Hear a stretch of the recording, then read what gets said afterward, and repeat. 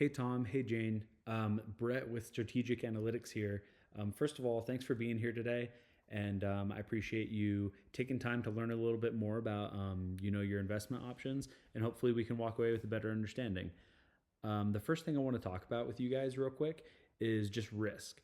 I think very often people kind of think of risk as being uncertainty, something scary, something to be afraid of.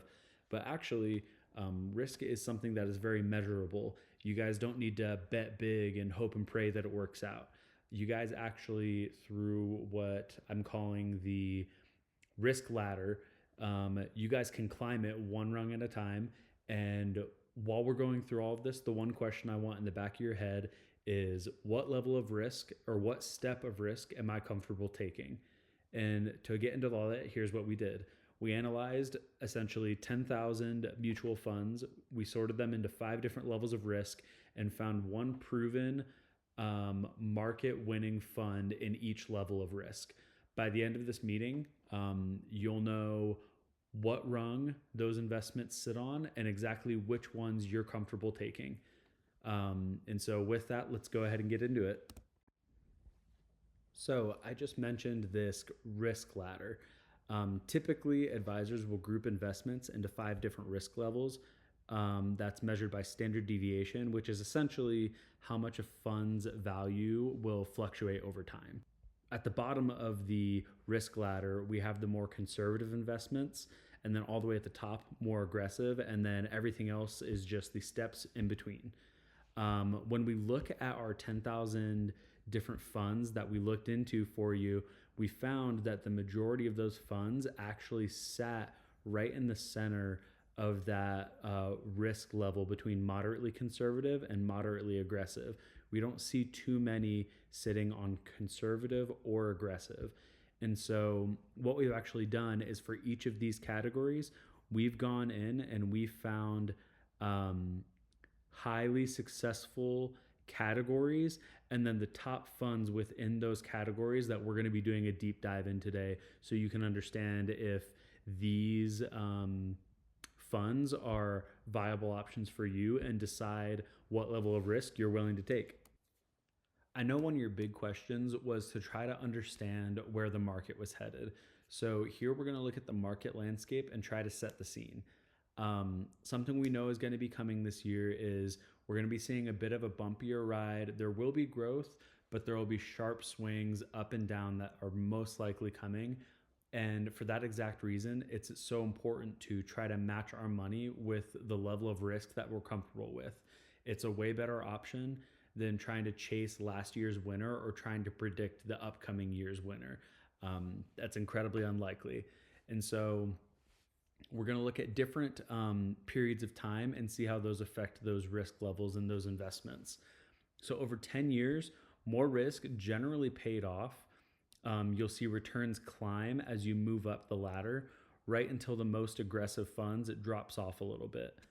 Over 5 years, the sweet spot actually drops to the moderate risk level, and picking the right fund really does matter here.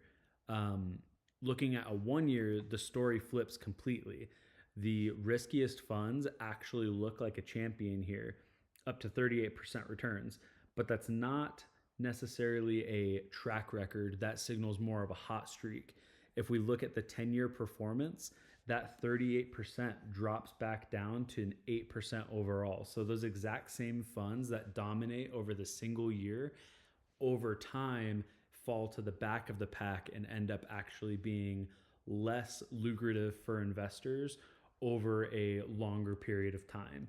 And so it's something to just keep in mind when we're making these risk-based investment choices. So taking that market information into consideration, aggressive over a single year period is the highest yielding return rate, but over a long period of time, consistently moderate to moderately aggressive actually end up being the better investments.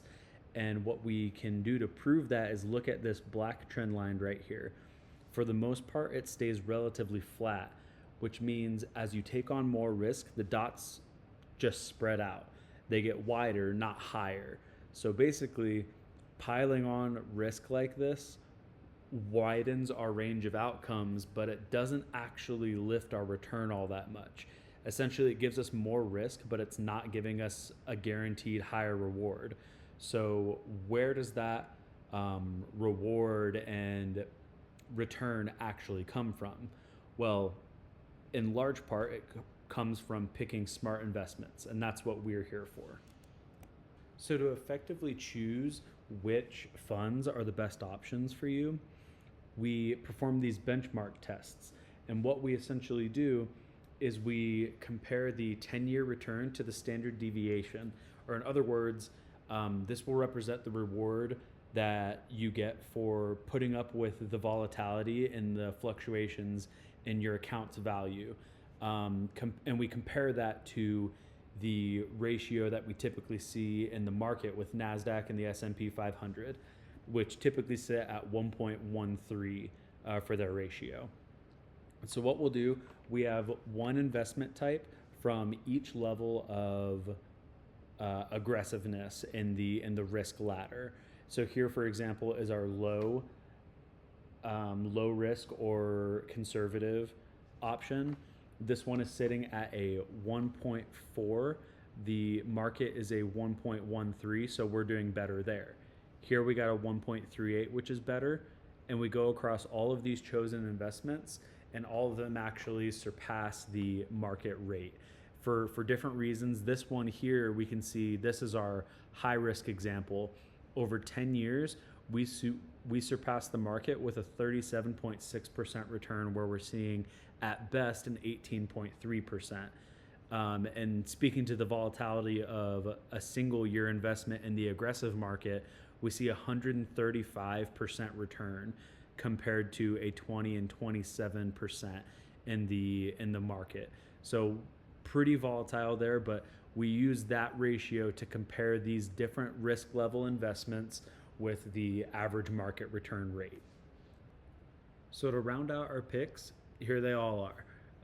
Right here, we have one fund from every comfort level in regards to risk. If you read down the ladder, aggression in risk correlates with return rate. You'll see as you get more aggressive, your return rates spike up to a 37.6% in the most aggressive situation. And to visualize that in real dollars, we can look at what would happen with an investment of a $10,000 amount into each of those risk investments. $10,000 grown over the last decade, about $19,000 in the steady conservative fund, up to $244,000 in the aggressive fund. When we climb that aggression ladder and play around with risk, that's the kind of compounding returns that we can see. More growth always comes with more swings. So wherever you land with your comfort level of aggression in your investments, that's your decision. It's where you're comfortable. It's also important to remember that past performances don't guarantee future success, but when we are crafting our investments for our clients, this is the kind of proven track record that we build all of our recommendations on. So to bring it all home, sum everything up, risk tolerance, the levels of risk, they're not things that we should be afraid of. Risk isn't something to fear. In fact, risk is a tool that we should be using to take calculated steps in our investing decisions. We should never be taking blind leaps, betting on random winners or penny stocks, penny funds, things like that. We need to be taking calculated risks, ones that we're comfortable with proven winners. And so here today, we've gone over all those levels of risk. We've shown you 5 proven funds that we believe in. Each one of them beats the market at any risk level that you're comfortable taking. We're willing to sit down with you and schedule a time to pick these investments and build out your portfolio in the way that works for you, however you're comfortable. And we would love to schedule a plan and review with you. Thank you for your time, and have a great rest of your day.